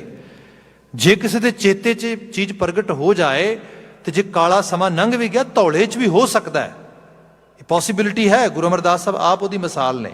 ਪਰ ਪ੍ਰੇਰਨਾ ਬਾਣੀ ਦੀ ਇਹ ਹੈ, ਪਹਿਲੀ ਉਮਰੇ ਇਸ ਪਾਸੇ ਜਾਣਾ ਹੈ। ਤੇ ਈਵਨ ਪਹਿਲੀ ਉਮਰੇ ਇਕੱਲੀ ਜਵਾਨੀ ਦੀ ਗੱਲ ਨਹੀਂ ਹੋ ਰਹੀ ਇੱਥੇ। ਤੇ ਭਗਤ ਕਬੀਰ ਜੀ ਦੇ ਅਸੀਂ ਬਚਨ ਪੜ੍ਹਦੇ ਹਾਂ, ਰਾਮ ਜਪੋ ਜੀ ਐਸੇ ਐਸੇ, ਕਿਵੇਂ ਜੀ? ਧਰੂ ਪ੍ਰਹਿਲਾਦ ਜਪਿਓ ਹਰ ਜੈਸੇ। ਜਿਵੇਂ ਧਰੂ ਨੇ ਜਪਿਆ, ਜਿਵੇਂ ਪ੍ਰਹਿਲਾਦ ਨੇ ਜਪਿਆ, ਉਹਨਾਂ ਦਾ ਜਪਣਾ ਕੋਈ ਜ਼ਿਆਦਾ ਉਮਦਾ ਸੀਗਾ? ਹਾਂ ਭਾਈ, ਬਿਲਕੁਲ ਉਮਰ ਦੇ ਪਹਿਲੇ ਪੜਾਅ ਦੇ ਫਸਟ ਫੇਸ ਦੇ ਵਿੱਚ, ਜਦੋਂ ਜੁਨ ਸਾਹਿਬ ਨੇ ਕਿਹਾ ਪਹਿਲੇ ਪਹਿਰੇ ਰਹਿਣ ਕੇ ਵਣਜਾਰਿਆ ਮਿੱਤਰਾ, ਬਾਲਕ ਬੁੱਧ ਅਚੇਤ। ਜਦੋਂ ਬਿਲਕੁਲ ਬਾਲ ਬੁੱਧ ਅਚੇਤ ਹੈ, ਸਿਰਫ ਦੋ ਚੀਜ਼ਾਂ ਹੀ ਪ੍ਰਭਾਵਿਤ ਕਰ ਰਹੀਆਂ ਨੇ ਉਸ ਉਮਰ ਦੇ ਵਿੱਚ। ਪਹਿਲੇ ਪਹਿਰੇ ਰਹਿਣ ਕੇ ਵਣਜਾਰਿਆ ਮਿੱਤਰਾ, ਬਾਲਕ ਬੁੱਧ ਅਚੇਤ। ਖੀਰ ਪੀਆ ਖਿਲਾਈ ਹੈ ਵਣਜਾਰਿਆ ਮਿੱਤਰਾ, ਮਾਤ ਪਿਤਾ ਸੁਤ ਹੇਤ। ਖੀਰ ਪੀਆ ਖਿਲਾਈ ਹੈ, ਮਿੱਠਾ ਖਾਣਾ, ਸ਼ੂਗਰੀ ਸਟਫ ਖਾਣਾ, ਇਹੋ ਜਿਹੀਆਂ ਚੀਜ਼ਾਂ ਖਾਣੀਆਂ ਜਿਹੜੀਆਂ ਜੀਭ ਨੂੰ, ਟੇਸਟ ਬਡਸ ਜਿਹੜੇ ਨੂੰ ਚੰਗਾ ਲੱਗਦਾ, ਉਹਦੇ 'ਤੇ ਫੋਕਸ ਆ। ਜਾਂ ਮਾਤ ਪਿਤਾ ਸੁਤ ਹੇਤ, ਥੋੜ੍ਹਾ ਬਹੁਤਾ ਫੈਮਿਲੀ ਮੈਂਬਰਸ ਨਾਲ ਖੇਡ ਲਿਆ, ਫਰੈਂਡ ਸਰਕਲ 'ਚ ਖੇਡ ਲਿਆ, that is only life they have. ਉਸ ਸਮੇਂ ਜੇ ਕੋਈ ਅਵੇਅਰ ਹੋ ਰਿਹਾ ਆ ਤੇ ਹਾਇਰ ਲੈਵਲ 'ਤੇ ਜਾ ਰਹੀ, ਉਹਦੀ ਸਪਿਰਿਟ ਮੈਚਿਓਰਿਟੀ ਲੈਵਲ ਆ ਰਿਹਾ। ਭਗਤ ਜੀ ਕਹਿੰਦੇ ਇਹੀ ਜੀਵਨ ਹੈ ਐਕਚੁਅਲ ਲੈਵਲ 'ਤੇ, ਜੀਵਨ ਨੂੰ ਉੱਥੇ ਲੈ ਕੇ ਜਾਣਾ ਹੈ। ਸਮਾਂ ਰਹਿੰਦਿਆਂ ਵਕਤ ਰਹਿੰਦਿਆਂ ਦੀ ਸੰਭਾਲ ਕਰੋ। ਬਹਿਤੀ ਜਾਤ ਕਦੇ ਦ੍ਰਿਸ਼ਟ ਨਾ ਧਾਰਤ, ਉਮਰ ਦਾ ਦਰਿਆ ਗੁਜ਼ਰਦਾ ਲੱਗਾ ਜਾਂਦਾ। ਇਸੇ ਲਈ ਸਾਨੂੰ ਕਿਹਾ ਗਿਆ ਕੱਲ੍ਹ ਤੇ ਕੋਈ ਚੀਜ਼ ਨਾ ਛੱਡੀ, ਅੱਜ ਕਰੀ, ਅੱਜ ਤੇ ਵੀ ਕੋਈ ਚੀਜ਼ ਨਾ ਛੱਡੀ, ਹੁਣ ਕਰੀ। ਕੱਲ ਕਰਨ ਤਾਂ ਆਜ ਕਰ, ਆਜ ਕਰੇ ਸੋ ਅਬ। ਜਿਹੜਾ ਕੱਲ ਕਰਨਾ ਉਹ ਅੱਜ, ਜਿਹੜਾ ਅੱਜ ਕਰਨਾ ਹੁਣੇ। Stay in present, hair and now the situation 'ਚ ਜਿਹੜਾ ਹੈਗਾ ਉਹ ਜਿਉਣ ਦੀ ਕੋਸ਼ਿਸ਼ ਕਰ। ਅੱਜ ਨੂੰ ਸੰਭਾਲ, ਇਸ ਵਕਤ ਨੂੰ ਸੰਭਾਲ। ਇਸ ਕਰਕੇ ਭਗਤ ਫਰੀਦ ਜੀ ਦਾ ਸਾਡੇ ਲਈ ਮੁਕਾਮੀ ਬਚਨ ਹੈ, ਆਜ ਮਿਲਾਵਾ ਸ਼ੇਖ ਫਰੀਦ। ਹੁਣੇ ਮਿਲਾਪ ਹੈ, ਆਹੀ ਸਮਾਂ ਆ, ਆਹੀ ਤੇਰਾ ਭਵਿੱਖ ਹੈ, ਆਹੀ ਤੇਰਾ ਵਰਤਮਾਨ। ਇਹਦੇ ਤੇ ਫੋਕਸ ਕਰ, ਇਹਦੇ ਵਿੱਚ ਆਪਣੇ ਆਪ ਨੂੰ ਤਬਦੀਲ ਕਰ। ਇੱਥੇ ਭਗਤ ਜੀ ਨੇ ਬਿਆਨ ਕੀਤਾ ਹੈ, ਰਹਿਣ ਗਈ ਜੀਵਨ ਦੀ ਰਾਤ ਗੁਜ਼ਰ ਗਈ, ਆਲਮੋਸਟ ਜਵਾਨੀ ਦਾ ਸਮਾਂ ਲੰਘ ਗਿਆ। ਮਤ ਦਿਨ ਪੀ ਜਾਏ, ਜਿਹਨੇ ਕੋਈ ਸਮਾਂ ਵਿਹਾਜ ਲਿਆ ਜਾਂ ਨਗਾ ਲਿਆ, ਉਹਨੂੰ ਹੁਣ ਲੈ ਕੇ ਰਿਗਰੈਟ ਹੀ ਨਾ ਕਰੀ ਜਾਏ, ਪਛਤਾਵੇ ਨਾ ਕਰੀ ਜਾਏ। ਕਈ ਵਾਰੀ ਵੀ ਹੁੰਦਾ ਆ। ਮਤਲਬ ਸਾਡਾ ਸਲੋਗਨ ਇਹ ਹੈ, ਆਗੇ ਸਮਝ ਚੱਲੋ ਨੰਦ ਲਾਲਾ, ਪਿੱਛੇ ਜੋ ਬੀਤੀ ਸੋ ਬੀਤੀ। ਜੋ ਗੁਜ਼ਰ ਗਈ ਸੋ ਗੁਜ਼ਰ ਗਈ, ਹੁਣ ਤੇ ਫੋਕਸ ਕਰੋ, ਆ ਸਮੇਂ ਨੂੰ ਸੰਭਾਲੋ। ਜਬ ਜਾਗੋ ਤਬਹਿ ਸਵੇਰਾ। ਜੇ ਹੁਣ ਵਿੱਚ ਹੀ ਜਾਗ ਜਾਈਏ, ਅੱਜ ਤੋਂ ਹੀ ਆਪਣੇ ਆਪ ਤੇ ਫੋਕਸ ਕਰੀਏ, ਭਈ ਜੀਵਨ ਵਿੱਚ ਤਬਦੀਲੀ ਆ ਸਕਦੀ ਹੈ। ਭਗਤ ਜੀ ਕਹਿੰਦੇ, ਰਹਿਣ ਗਈ ਮਤ ਦਿਨ ਪੀ ਜਾਏ, ਫਿਰ ਕਿਆ ਭਵਰ ਗਏ ਬਗ ਬੈਠੇ ਆਏ। ਭਵਰ ਬੰਬਲ ਬੀ ਕਾਲੇ ਰੰਗ ਦੀ ਹੁੰਦੀ ਬਿਲਕੁਲ, ਜਦੋਂ ਕੇਸੂ ਕਾਲੇ ਹੁੰਦੇ ਨੇ ਉਹ ਬੰਬਲ ਬੀ ਵਰਗੇ ਨੇ ਬਿਲਕੁਲ। ਤੇ ਬਗ ਬਗਲੇ ਚਿੱਟੇ ਹੁੰਦੇ ਨੇ, ਉਹ ਬਿਲਕੁਲ ਵਾਈਟ। ਸੋ ਇਹਦਾ ਮਤਲਬ ਇਹ ਹੈ, ਫਿਰ ਦੁਬਾਰਾ ਸਾਡੇ ਕੇਸਾਂ ਦੇ ਰੰਗ ਬਦਲਣ ਦੀ ਗੱਲ ਹੋ ਰਹੀ ਹੈ। ਇਹਦੇ ਵਿੱਚ ਕਿਹਾ ਗਿਆ, ਇਹਨੂੰ ਤਰਜੀਹ ਦੇਈਂ, ਧਿਆਨ ਦੇਈਂ। ਇਹ ਵੀ ਦੇਖੋ, ਅੱਜ ਅਸੀਂ ਜਿਹੋ ਜਿਹਾ ਲਾਈਫ ਸਟਾਈਲ ਅਡਾਪਟ ਕਰ ਲਿਆ ਹੈ, ਮੇਕਅਪ 'ਤੇ ਫੋਕਸ ਹੈ ਬੰਦੇ ਦਾ। ਅਤੇ ਮੇਕਅਪ ਜਸਟ ਬੰਦਾ ਆਪਣੇ ਮਤਲਬ ਥੋੜ੍ਹੇ ਬਹੁਤੇ ਫੇਸ਼ੀਅਲਸ ਦਾ ਅਤੇ ਇਹਨਾਂ ਚੀਜ਼ਾਂ ਦਾ ਨਹੀਂ ਕਰ ਰਿਹਾ, ਹਰ ਚੀਜ਼ ਨੂੰ ਮੇਕਅਪ ਕਰਕੇ ਚਲਾਉਣ ਦੀ ਕੋਸ਼ਿਸ਼ ਕਰ ਰਿਹਾ ਹੈ। ਸਭ ਤੋਂ ਵੱਡਾ ਮੇਕਅਪ ਤਾਂ ਆਪਣੇ ਮਾਈਂਡ ਦੇ ਥਾਟ ਪ੍ਰੋਸੈਸ ਵਿੱਚ ਕਰਦਾ ਬੰਦਾ, ਚੀਜ਼ਾਂ ਨੂੰ ਜਸਟੀਫਾਈ ਕਰਾਉਂਦਾ ਹੈ, ਚੀਜ਼ਾਂ ਦੇ ਬਾਬਤ ਸਹੀ ਤਰੀਕੇ ਦੇ ਨਾਲ ਐਨਾਲਿਟਿਕ ਪੁਆਇੰਟ ਆਫ ਵਿਊ ਬਣਾਉਣ ਦੀ ਬਜਾਏ ਆਪਣੇ ਹਰ ਅਮਲ, ਹਰ ਕਮਜ਼ੋਰੀ, ਹਰ ਵੀਕਨੈਸ ਨੂੰ, ਹਰ ਜਿਹੜਾ ਹੈਗਾ ਰੋਂਗ ਜਾਂ ਬੈਡ ਡੀਡ ਨੂੰ ਵੀ ਜਸਟੀਫਾਈ ਕਰਨ ਦੀ ਟਰਾਈ ਕਰ ਰਿਹਾ। ਇਹ 'ਤੇ ਫੋਕਸ, ਇਹ 'ਤੇ ਉਮਰਾਂ ਲੰਘ ਜਾਂਦੀਆਂ। ਬੰਦੇ ਨਿਕਲ ਇਸ ਚੀਜ਼ ਤੋਂ। ਯੂਨੀਵਰਸਲ ਲਾਅ ਨੂੰ ਫੋਲੋ ਕਰ। ਅਤੇ ਯੂਨੀਵਰਸਲ ਲਾਅ ਇਹ ਕਹਿੰਦਾ ਆ, ਜਿਵੇਂ ਜਿਵੇਂ ਉਮਰ ਗੁਜ਼ਰਦੀ ਹੈ ਬੰਦੇ ਦੇ ਜੀਵਨ ਵਿੱਚ ਚੇਂਜਸ ਆਉਣੇ ਚਾਹੀਦੇ ਨੇ। ਜੇ ਫਿਜ਼ੀਕਲੀ ਆ ਰਹੇ ਨੇ, ਮੈਂਟਲੀ ਵੀ ਆਉਣੇ ਚਾਹੀਦੇ ਨੇ। ਵੈਸੇ ਅੱਜ ਦੀ ਮੈਂਟਲ ਹੈਲਥ ਨੂੰ ਜਦੋਂ ਪੜ੍ਹਦੇ ਹਾਂ ਕਮਾਲ ਹੋ ਜਾਂਦੀ, ਗੁਰਬਾਣੀ ਸਮਝ ਆਉਂਦੀ ਥੋੜ੍ਹੀ ਬਹੁਤੀ ਉਸ ਰੂਪ ਦੇ ਵਿੱਚ। ਜਦੋਂ ਕਹਿੰਦੇ ਬੰਦਾ ਫਿਜ਼ੀਕਲੀ 20 ਸਾਲ ਦਾ ਹੋ ਗਿਆ, ਮੈਂਟਲੀ ਮਾਈਂਡ ਸੈੱਟ ਕਰਕੇ ਅਜੇ 3 ਸਾਲ ਦਾ ਆ। ਇਹਦਾ ਕਾਰਨ ਵੀ ਹੈ ਬੜਾ ਵੱਡਾ। ਤੁਸੀਂ ਇਹ ਦੇਖੋਗੇ ਕਿ ਬੱਚੇ ਨੂੰ ਆਟੋਨਮੀ ਦੇ ਦਿਓ ਬਹੁਤ ਛੋਟੀ ਉਮਰ ਦੇ ਵਿੱਚ। ਸੌਰੀ ਟੂ ਸੇ, ਸਾਡੇ ਇੱਥੇ ਸਾਊਥ ਏਸ਼ੀਅਨ ਜਾਂ ਵਰਲਡ ਵਾਈਡ, ਪਰ ਆਪਾਂ ਸਾਊਥ ਏਸ਼ੀਆ ਦੀ ਗੱਲ ਕਰੀਏ, ਪੰਜਾਬ ਦੀ ਗੱਲ ਕਰੀਏ, ਵੱਡੇ ਲੈਵਲ 'ਤੇ ਸਟੂਡੈਂਟ ਆ ਰਿਹਾ ਇੱਥੇ, ਜਿਹੜੀ ਉਹਨਾਂ ਦੀ ਜ਼ਿੰਦਗੀ ਹੈ ਖਾਸ ਕਰਕੇ ਬੜੀ ਯੰਗ ਏਜ ਦੇ ਵਿੱਚ, ਅਨਸੁਪਰਵਾਈਜ਼ਡ। ਲੱਗਦਾ ਐਵੇਂ ਉਹ ਮੈਚਿਓਰਿਟੀ ਲੈ ਆਵੇਗੀ। ਸੌਰੀ ਟੂ ਸੇ, ਮੈਚਿਓਰਿਟੀ ਦੇ ਵਿੱਚ ਤੇ ਜ਼ਿੰਦਗੀ ਦੇ ਵਿੱਚ ਅਨਡਿਸਿਪਲਿਨਡ ਲਾਈਫ ਸਟਾਈਲ ਵਿੱਚ ਬੜਾ ਵੱਡਾ ਫਰਕ ਹੈ।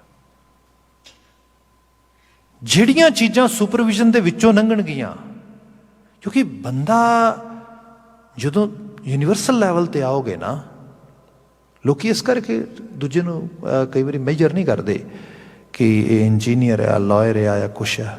ਜਦੋਂ ਇਨਸਾਨ ਨੂੰ ਮੇਜਰ ਕੀਤਾ ਜਾਏਗਾ, ਹੀ ਔਰ she is well raised person, well raised. ਇਹਨੂੰ ਰੇਜ਼ ਕਿਵੇਂ ਕੀਤਾ ਗਿਆ ਹੈ, ਇਹਦੀ ਲਾਲਨ ਪਾਲਨ ਕਿਵੇਂ ਹੋਇਆ ਹੈ, ਤੇ ਉਹ ਸ਼ੋਅ ਕਰਦੀਆਂ ਨੇ ਬਹੁਤ ਸਾਰੀਆਂ ਚੀਜ਼ਾਂ। ਨੰਬਰ 1, ਲਾਈਫ ਦਾ ਜਿਹੜਾ ਬਿਲਕੁਲ ਬੇਸਿਕ ਡਿਸਿਪਲਿਨ ਹੈ, etiquettes, manners, day to day routine ਦੇ ਵਿੱਚ ਉਹਦਾ ਰਹਿਣਾ ਸਹਿਣਾ, ਔਰਗਨਾਈਜ਼ ਜਾਂ ਅਨਔਰਗਨਾਈਜ਼ ਹੋਣਾ, ਇਹੋ ਜਿਹੀਆਂ ਚੀਜ਼ਾਂ। ਐਕਚੁਅਲ ਜੀਵਨ ਇਹਦੇ ਵਿੱਚੋਂ ਆ। ਰੂਹਾਨੀਅਤ ਕੋਈ ਇਹੋ ਜਿਹੀ ਚੀਜ਼ ਨਹੀਂ ਹੈ ਜਿਹੜੀ ਤੁਸੀਂ ਇੱਕ ਦਿਨ ਸਮਾਧੀ 'ਚ ਬੈਠੋਗੇ ਤੇ ਤੁਹਾਡੇ ਅੰਦਰ ਆ ਕੇ ਦੀਵਾ ਬਾਲ ਦੇਗੀ। ਇਹ ਤੇ ਫਿਲਮੀ ਦੁਨੀਆ ਨੇ ਵਿਖਾਇਆ ਸਭ ਕੁਛ, and we are buying all that in that way. Western world ਦੇ 'ਚ ਮੈਡੀਟੇਸ਼ਨ ਬਾਰੇ, ਇਹਨਾਂ ਚੀਜ਼ਾਂ ਬਾਰੇ ਇਹੋ ਜਿਹੀ ਅਪਰੋਚ ਲੋਕਾਂ ਨੇ ਅਡੋਪਟ ਕੀਤੀ ਹੈ। ਇੱਥੇ ਮੈਂ ਦੇਖਿਆ ਵੀ ਪਾਸਨਾ ਦੇ ਕੈਂਪ ਲੱਗਦੇ ਨੇ, ਸਾਇਲੈਂਟ ਪ੍ਰੈਕਟਿਸਿੰਗ ਕਰਾਉਂਦੇ ਨੇ, ਉਹ ਹੋ ਕਮਲੇ ਹੋ ਜਾਂਦੇ ਲੋਕ। ਮੈਂ ਕਿ ਮੇਰੀ ਪ੍ਰੋਫੈਸਰ ਸੀ ਮੈਕਮਾਸਟਰ ਯੂਨੀਵਰਸਿਟੀ ਦੇ ਵਿੱਚ, and she was so happy, she was very excited and telling us that I have attended that many day for silent practicing, and I'm totally top of the world, all these things. And when she was saying, I was looking at her and smiling, and somehow she recognized this and then asked me, Gulzar, your smiling is a little bit different. What's wrong? I'm just sharing my experience. तो मैं रह ना सकिया, मैं उन्होंने दसता, मैं क्या, that's a good thing, you are going toward the right direction, but this is not the final destiny or ultimate goal. Once we are able to educate ourselves on that level, then I can tell you one more source which might help you for your some sort of spiritual development. What is that source? Japji Sahib nu padho. ਸੋਚੈ ਸੋਚ ਨਾ ਹੋਵਈ ਜੇ ਸੋਚੀ ਲਖਵਾਰ, ਚੁੱਪੈ ਚੁੱਪ ਨਾ ਹੋਵਈ ਜੇ ਲਾਏ ਰਹਾਂ ਲਿਵਤਾਰ। ਸਾਰੀ ਉਮਰ ਵੀ ਬੈਠਾ ਰਹੋ ਚੁੱਪ ਕਰਕੇ, ਇਹਦੇ ਨਾਲ ਕੀ ਹੋ ਜਾਏਗਾ? ਕੁਛ ਵੀ ਨਹੀਂ ਹੋਣਾ। ਐਕਚੁਅਲ ਲੈਵਲ ਤੇ ਬੰਦੇ ਨੇ ਜਦੋਂ ਜਿਉਣਾ, ਧਰਤੀ ਤੇ ਵਿਚਰਨਾ, ਹਰ ਪੜਾਅ ਦੇ ਵਿੱਚ ਉਹਦੇ ਅੰਦਰ ਚੇਂਜਸ ਆਉਣਗੇ, ਕਿਉਂਕਿ ਇਹ ਮਲਟੀਪਲ ਲੈਵਲ ਦੀ, ਮਲਟੀਪਲ ਲੇਅਰ ਦੀ ਚੀਜ਼ ਹੈ ਲਾਈਫ, ਇਹ ਕੋਈ ਇੱਕ ਨਹੀਂ ਹੈ। ਬੰਦਾ ਇਹ ਨਾ ਸੋਚੇ ਵੀ ਹਾਂ ਉਮਰ ਦੇ ਮੈਂ ਜਦੋਂ ਬਜ਼ੁਰਗ ਹੋ ਜਾਵਾਂਗਾ ਨਾ, ਬੁੱਢਾ ਹੋ ਜਾਵਾਂਗਾ, ਮੈਂ ਪੋਥੀ ਲੈ ਕੇ ਪਾਠ ਕਰਨ ਲੱਗ ਜਾਵਾਂਗਾ। ਇਹ ਇਕੱਲਾ ਨਹੀਂ ਹੈਗਾ, ਬਾਕੀ ਸਭ ਕੁਝ ਕਿਵੇਂ ਅਟੇਨ ਕਰੇਗਾ, ਅਰਨ ਕਰੇਗਾ। ਜਿਹੜੀਆਂ ਉਮਰ ਭਰ ਦੀਆਂ ਮੈਮਰੀਜ਼ ਇੰਨੀਆਂ ਬਣਾ ਲਈਆਂ ਨੇ ਅੰਦਰ, ਜੋ ਕੁਝ ਅਸੀਂ ਵੇਖਦੇ ਹਾਂ, ਸੁਣਦੇ ਹਾਂ, ਕਰਦੇ ਹਾਂ, ਇਹ ਸਾਡੀ ਰੀਲ ਤੇ ਸਾਡੇ ਪੂਰੇ ਦੇ ਪੂਰੇ ਜਿਹੜਾ ਮੈਮਰੀ ਚਿਪ ਤੇ ਚੜੀ ਜਾਂਦਾ। ਉਹਨੂੰ ਅਨਸੀਨ ਕਿਵੇਂ ਕਰੇਗਾ, ਅਨਹਰਡ ਕਿਵੇਂ ਕਰੇਗਾ, ਉਹਨੂੰ ਅਨਡੂ ਕਿਵੇਂ ਕਰੇਗਾ, ਉਸਨੂੰ ਉੱਥੇ ਜਾ ਕੇ ਜੋ ਕਹੇਗਾ ਵੀ ਪਾਠ ਕਰ ਲੈ, ਪਾਠ ਕਰੇਗਾ, ਹੋਰ ਦਿੱਕਤ ਆਏਗੀ। ਰੀਜ਼ਨ ਕਿਉਂਕਿ ਜੋ ਪਿੱਛੇ ਹੋਇਆ, ਦੇਖਿਆ, ਕੀਤਾ ਆ, ਉਹ ਤੇ ਮੈਚ ਹੀ ਨਹੀਂ ਕਰ ਰਿਹਾ, ਮਿਸ ਮੈਚ ਹੋ ਰਿਹਾ। ਉੱਥੇ ਜ਼ਿਆਦਾ ਹੈਲਪ ਹੁਣ ਮੈਨੂੰ ਵਾਈਨ ਦਾ ਗਲਾਸ ਕਰਦਾ ਆ। ਬੰਦੇ people sometimes say to us directly, ਮੈਨੂੰ ਨੀਂਦ ਇਹਦੇ ਨਾਲ ਬਲਕਿ ਵਧੀਆ ਆ ਜਾਂਦੀ ਆ। ਹਾਂ ਭਾਈ, ਕਿਉਂਕਿ ਅੰਦਰ ਦੀ ਦੁਨੀਆ ਇਤਨੀ ਡਿਸਟਰਬ ਹੋ ਚੁੱਕੀ। I was giving one example and I'm going to wind up. The example was, even though aged wise we might have number of 20, 25, 30 or ਉਸ ਤਰੀਕੇ ਦੇ ਨਾਲ, ਪਰ ਜਿਹੜਾ ਸਾਡਾ ਮਾਈਂਡ ਦੀ ਏਜ ਹੈ ਜਾਂ ਮਾਈਂਡ ਦੀ ਮੈਚਿਓਰਿਟੀ ਹੈ, ਉਹ ਬਹੁਤ ਛੋਟੀ ਹੈ ਹਾਲੇ। ਇਹਦਾ ਮੈਂ ਐਗਜ਼ਾਮਪਲ ਕਰ ਰਿਹਾ ਸੀਗਾ ਕਿ ਜਿਵੇਂ ਬੱਚਾ ਆ ਛੋਟਾ ਜਿਹਾ, ਬੱਚੇ ਨੂੰ ਤੁਸੀਂ ਅਰਲੀ ਏਜ ਆਟੋਨਮੀ ਦੇ ਦਿਓ, ਆਪਣੀ ਮਰਜ਼ੀ ਨਾਲ ਖਾਣਾ ਹੈ, ਪਾਣਾ ਹੈ, ਸੌਣਾ ਹੈ, ਰਹਿਣਾ ਹੈ। ਬੱਚਾ ਕੀ ਕਰੇਗਾ? ਕੈਨੇਡੀਅਨ ਕਿਡਸ ਦਾ, ਨਾਰਥ ਅਮਰੀਕਨ ਕਿਡਸ ਦੀ ਹਾਲਤ ਦੇਖੋ ਕੀ ਹੈ। 2 ਵਜੇ ਰਾਤ ਨੂੰ ਸੌਣਾ ਜਾ ਕੇ, 3 ਵਜੇ ਰਾਤ ਨੂੰ ਸੌਣਾ ਜਾ ਕੇ, ਉੱਠਣਾ ਕਦੋਂ ਹੈ? ਉੱਠਣਾ ਜਾ ਕੇ next day 1 o'clock, 2 o'clock। Productivity ਕੀ ਰਹਿ ਜਾਏਗੀ? ਇੱਥੇ ਤੇ ਜਿਹੜੇ ਖਾਸ ਕਰਕੇ ਸਟੋਰਸ ਨੇ, ਹੋਰ ਚੀਜ਼ਾਂ ਨੇ, ਮੋਸਟਲੀ 6 ਵਜੇ, 7 ਵਜੇ, 8 ਵਜੇ, 9 ਵਜੇ ਤੇ ਹਰ ਚੀਜ਼ ਜਿਹੜੀ ਹੈ actually completely on the run ਹੁੰਦੀ ਹੈ। ਉਹ ਕਿਵੇਂ ਕੈਚ ਕਰਨਗੇ ਇਹਨਾਂ ਚੀਜ਼ਾਂ ਨੂੰ? ਸੋ ਇਹ ਅਰਲੀ ਏਜ ਤੁਸੀਂ ਇਹੋ ਜਿਹੀ ਚੀਜ਼ਾਂ ਦੇ ਦਿਓ ਤੇ ਉਹਨਾਂ ਨੂੰ ਕੋਈ ਹੋਰ ਐਨਮੀ ਦੀ ਲੋੜ ਹੀ ਨਹੀਂ। ਉਹਨਾਂ ਦਾ ਇੱਕ ਬਿਹੇਵੀਅਰ ਹੀ ਇਤਨੀ ਵੱਡੀ ਉਹਨਾਂ ਦੇ ਵਾਸਤੇ ਏਡੀ ਵੱਡੀ ਫੋਰਸ ਹੋ ਜਾਏਗਾ, ਉਹਨਾਂ ਨੂੰ ਡਿਸਟਰਬ ਤੇ ਡਿਸਟਰੈਕਟ ਕਰਨ ਵਾਸਤੇ ਕਿਸੇ ਹੋਰ ਦੁਸ਼ਮਣ ਦੀ ਲੋੜ ਨਹੀਂ ਰਹਿ ਗਈ ਉੱਥੇ। ਸਾਡੀ ਜਿਹੜੀ ਮਾਈਂਡ ਦੀ ਸਿਚੁਏਸ਼ਨ ਹੈ ਨਾ, ਕਿਉਂਕਿ ਸਰੀਰ ਦੇ ਤਲ ਤੇ ਸਾਨੂੰ ਕੋਈ ਸੁਪਰਵਾਈਜ਼ ਕਰ ਸਕਦਾ ਆ, ਸਾਨੂੰ ਕੋਈ ਗਾਈਡ ਕਰਦਾ ਆ, ਸਾਨੂੰ ਕੋਈ ਫੀਡ ਕਰਦਾ ਆ, ਸਾਨੂੰ ਕੋਈ ਫੋਰਸਫੁਲੀ ਕਰਾ ਦਿੰਦਾ ਚੀਜ਼ਾਂ। ਮਾਈਂਡ ਦੇ ਲੈਵਲ ਤੇ ਮੈਂ ਕੀ ਸੋਚਣਾ ਆ, ਮੇਰੇ ਤੇ ਕਿਹੜਾ ਕੰਟਰੋਲ ਹੈ ਕਿਸੇ ਦਾ? ਸੋ ਮਾਈਂਡ ਜਿਹੜਾ ਆ ਆਲਮੋਸਟ 2-3 ਸਾਲ ਦੀ ਉਮਰ 'ਚ ਬਹੁਤ ਵਾਂਡਰਿੰਗ ਕਰਨ ਲੱਗ ਜਾਂਦਾ, ਭਟਕਣ ਲੱਗ ਜਾਂਦਾ। ਤੇ ਜੇ ਉਹਦੇ 'ਚ ਫੋਕਸ ਨਹੀਂ ਹੈਗਾ, ਜੇ ਉਹਦੇ 'ਚ ਅਟੈਂਸ਼ਨ ਪੇ ਕਰਨ ਦੀ ਐਬਿਲਿਟੀ ਘਟੀ ਜਾ ਰਹੀ ਹੈ, ਉਹਦੇ ਅੰਦਰ ਕੰਸਨਟ੍ਰੇਸ਼ਨ ਲੈਵਲ ਲੋ ਹੋਈ ਜਾ ਰਿਹਾ ਆ, ਜਿੱਥੇ ਬਹੁਤ ਉਹਨੂੰ ਫੋਕਸ ਕਰਨ ਦੀ ਲੋੜ ਆ ਕੁਛ ਚੀਜ਼ ਨੂੰ ਅਚੀਵ ਕਰਨ ਵਾਸਤੇ, ਅਰਨ ਕਰਨ ਵਾਸਤੇ, ਉੱਥੇ ਉਹ ਲਗਾ ਹੀ ਨਹੀਂ ਪਾਉਂਦਾ, ਉੱਥੇ ਉਹਨੂੰ ਬੋਰਡਮ ਤੰਗ ਕਰਦੀ ਹੈ, ਉਹ ਸਾਰੀਆਂ ਚੀਜ਼ਾਂ ਵੱਲੋਂ ਬਲੈਂਕ ਹੋ ਜਾਏਗਾ। ਇਸ ਜਦੋਂ ਅੱਜ ਦੇ ਸਮੇਂ 'ਚ ਦੇਖਦੇ ਆ ਨਾ, ਇੰਟਲੈਕਚੁਅਲੀ ਕਈ ਵਾਰੀ ਬੰਦਾ ਬਹੁਤ ਸਟਰੋਂਗ ਵੀ ਹੁੰਦਾ ਹੈ, ਇੰਟਲੈਕਟ ਉਹਦਾ ਬੜਾ ਸ਼ਾਰਪ ਹੁੰਦਾ, ਬੜਾ ਵਧੀਆ ਕੰਮ ਕਰਦਾ, ਪਰ ਜਦੋਂ ਤੁਸੀਂ ਉਸ ਨੂੰ ਵਿਜ਼ਡਮ ਦੇ ਲੈਵਲ ਤੇ ਤੋਲਦੇ ਹੋ ਆ ਕੇ, ਉਹ ਬਿਲਕੁਲ ਲੋਅਰ ਲੈਵਲ ਤੇ ਆ ਜਾਂਦਾ। ਕਿਉਂਕਿ ਜਿਹੜੀ ਵਿਜ਼ਡਮ ਆ, ਜਿਹੜੀ ਜੀਵਨ ਦੀ ਅਸਲ ਜਿਹਨੂੰ ਕਹਿ ਲਓ ਸਮਝ ਜਾਂ ਸੋਝੀ ਹੈ, ਉਹ ਤੇ ਬਹੁਤ ਇਨਵੈਸਟਮੈਂਟ ਉਸ ਲੈਵਲ ਦੀ ਕਰਕੇ ਮਿਲੇਗੀ ਜਿਹਦੇ 'ਚ ਟਾਈਮ ਹੈ, ਜਿਹਦੇ 'ਚ ਫੋਕਸ ਹੈ, ਜਿਹਦੇ 'ਚ ਬਹੁਤ ਹਾਇਰ ਲੈਵਲ ਦੀ ਕੰਸਨਟ੍ਰੇਸ਼ਨ ਆ। ਗੁਰੂ ਮਹਾਰਾਜ ਦੀ ਬਾਣੀ ਕਹਿੰਦੀ ਬੰਦੇ ਐਸਾ ਨਾ ਹੋਏ ਉਮਰ ਗੁਜ਼ਾਰ ਦੇ ਤੂੰ ਉਸੇ ਇਮੈਚਿਓਰ ਏਜ ਦੇ ਵਿੱਚ, ਨਾ ਮੈਚਿਓਰ ਹੋਣਾ ਆ। ਤੇ ਇਹ ਚੀਜ਼ਾਂ ਬਾਣੀ ਦਾ ਬਚਨ ਹੈ, ਪੋਥੀ ਪੁਰਾਨ ਕਮਾਈ ਹੈ, ਕਮਾਈ ਕਰੋ ਇਹਦੀ। ਹੁਣ ਕਮਾਈ ਕਰਨ ਦਾ ਸਾਨੂੰ ਸਿੰਪਲ ਬਹੁਤ ਸਰਲ ਵਰਡ ਹੈ, ਸਾਨੂੰ ਸਮਝ ਆਉਣਾ ਚਾਹੀਦਾ। Very simple word, we can easily grab it. ਮਤਲਬ ਜਿਵੇਂ ਕੋਈ ਬੰਦਾ ਕਿਤੇ ਜਾਂਦਾ ਆ ਤੇ ਇੱਕ ਬੰਦਾ ਘੁੰਮਣ ਫਿਰਨ ਗਿਆ, ਉਹ ਇੱਕ ਜਗ੍ਹਾ ਬੈਠ ਗਿਆ, ਦੋ ਜਗ੍ਹਾ ਤੇ ਬੈਠ ਗਿਆ, ਘੁੰਮ ਫਿਰ ਕੇ ਵਾਪਸ ਆ ਗਿਆ। ਇੱਕ ਬੰਦਾ ਕਿਤੇ ਕੰਮ ਕਰਨ ਗਿਆ ਆ, ਕਮਾਈ ਕਰਨ ਗਿਆ ਆ, ਉਹ ਪੂਰੀ ਤਰ੍ਹਾਂ ਅਟੈਂਸ਼ਨ ਪੇ ਕਰਦਾ, ਪੂਰਾ ਫੋਕਸ ਹੁੰਦਾ, ਉਹਨੂੰ ਪਤਾ ਹੈ ਆ ਮੇਰੀ ਇਹਦੇ 'ਚੋਂ ਅਰਨਿੰਗ ਆਉਣੀ ਹੈ। My purpose is to actually achieve something, to do something, to make something, then I'm going to actually get paid from here. ਇਸ ਕਿਸਮ ਦੀ ਬਾਤ ਉਹਦੇ ਮਨ ਵਿੱਚ ਹੁੰਦੀ ਹੈ। ਜਦੋਂ ਬੰਦਾ ਪੋਥੀ ਪੁਰਾਨ ਕਮਾਈ ਹੈ, ਗੁਰਬਾਣੀ ਵਰਗੀ ਰਚਨਾ ਆ, ਇਹੋ ਜਿਹਾ ਲਿਟਰੇਚਰ ਆ, ਉਹਨੂੰ ਇਸ ਤਰੀਕੇ ਨਾਲ ਪੜ੍ਹਦਾ, ਸੁਣਦਾ, ਸਮਝਦਾ ਆ, ਜੀਵਨ 'ਚ ਪ੍ਰਭਾਵ ਜਾਂਦਾ ਉਹਦਾ। ਇੱਥੋਂ ਫਿਰ ਕੋਈ ਚੀਜ਼ਾਂ ਜਿਹੜੀਆਂ ਨੇ ਚੇਂਜਸ ਆ ਸਕਦੇ ਨੇ। ਜਿਹੜੇ ਵਕਾਰ ਨੇ, ਭਾਵੇਂ ਕ੍ਰੋਧ ਹੈ, ਹੰਕਾਰ ਹੈ, ਵਾਸ਼ਨਾ ਹੈ, ਮੋਹ ਹੈ, ਈਰਖਾ ਹੈ, ਦੁਆਖ ਹੈ, ਜਿਹਦੀ ਗ੍ਰਿਫਤ ਵਿੱਚ, ਜਿਹਦੀ ਪਕੜ ਵਿੱਚ, ਜਿਹਦੇ ਗ੍ਰਿਪ ਵਿੱਚ ਆ ਕੇ ਬੰਦੇ ਦੀ ਐਨਰਜੀ ਉਸ ਪਾਸੇ ਜਾਂਦੀ ਜਿਸ ਪਾਸੇ ਜਾਣੀ ਨਹੀਂ ਚਾਹੀਦੀ, ਉਹ ਸਾਰੀਆਂ ਚੀਜ਼ਾਂ ਤੋਂ ਬਚਾ। ਫਿਰ ਇਹੋ ਜਿਹੀਆਂ ਮੈਮਰੀਜ਼ ਡਿਵੈਲਪ ਹੁੰਦੀਆਂ ਜਿਹਦੇ ਅੰਦਰ ਆਪਣੇ ਆਪ ਤੇ ਇੱਕ ਮਾਣ ਮਹਿਸੂਸ ਹੁੰਦਾ, ਖੁਸ਼ੀ ਮਹਿਸੂਸ ਹੁੰਦੀ, ਸੈਟਿਸਫੈਕਸ਼ਨ ਆਉਂਦੀ। ਫਿਰ ਲਗਾਤਾਰ ਕੰਸਿਸਟੈਂਟਲੀ ਮਤਲਬ ਬੰਦਾ ਜਿਹੜਾ ਉਸ ਲੈਵਲ ਤੇ ਅੱਗੇ ਨੂੰ ਵੱਧਦਾ। ਤੇ ਜਦੋਂ ਐਕੂਰੇਸੀ ਆ ਗਈ ਅਮਲਾਂ ਦੇ ਇਸ ਲੈਵਲ ਤੇ ਫਿਰ ਬੰਦੇ ਦੀ ਸੁਰਤ ਦੇ ਵਿੱਚ ਜਿਹੜੀ ਸੈਲਵੇਸ਼ਨ ਆ ਉਹ ਆਪਣੇ ਆਪ ਆਉਣੀ ਸ਼ੁਰੂ ਹੋ ਜਾਂਦੀ ਹੈ। ਇਹੀ ਹੈ ਉਮਰ ਦੇ ਗੁਜ਼ਰਦੇ ਪੜਾਅ ਦੇ ਨਾਲ ਬੰਦੇ ਨੂੰ ਮੁਕਤੀ ਦਾ ਦੁਆਰਾ ਦਿਸਦਾ। ਫਿਰ ਆ ਕੇ ਫਿਰ ਦਰਵਾਜ਼ੇ ਖੁੱਲ੍ਹਦੇ ਦਿਸਦੇ ਨੇ, ਕਪਾਟ ਖੁੱਲ੍ਹਦੇ ਦਿਸਦੇ ਨੇ। ਫਿਰ ਲੱਗਦਾ ਆ ਜੋ ਜੀਵਨ ਦਾ ਮਕਸਦ ਸੀ ਉਹ ਫੁੱਲਫਿਲ ਹੋ ਰਿਹਾ, ਪੂਰਾ ਹੋ ਰਿਹਾ ਹੈ।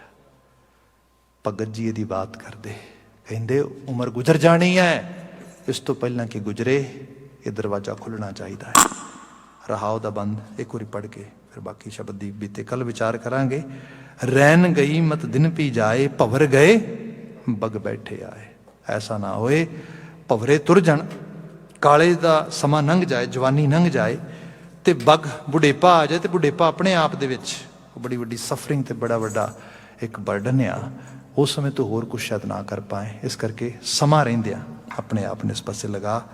ਸਾਹਿਬ ਰਹਿਮਤ ਕਰਨ, ਇਹਨਾਂ ਆਲਮੀ ਵਾਕਿਆ 'ਚੋਂ ਅਸੀਂ ਪ੍ਰੇਰਨਾ ਲੈ ਸਕੀਏ। ਕਿਰਸਾਨੀ ਸੰਘਰਸ਼ ਨਾਲ ਜੂਝ ਰਹੇ ਮਾਈ ਭਾਈ ਦੀ ਸਫਲਤਾ ਦੀ ਅਰਦਾਸ ਦੇ ਨਾਲ ਸਮਾਪਤੀ ਹੈ। ਕਹਿ ਦੇਣਾ ਜੀ, ਵਾਹਿਗੁਰੂ ਜੀ ਕਾ ਖਾਲਸਾ, ਵਾਹਿਗੁਰੂ ਜੀ ਕੀ ਫਤਿਹ।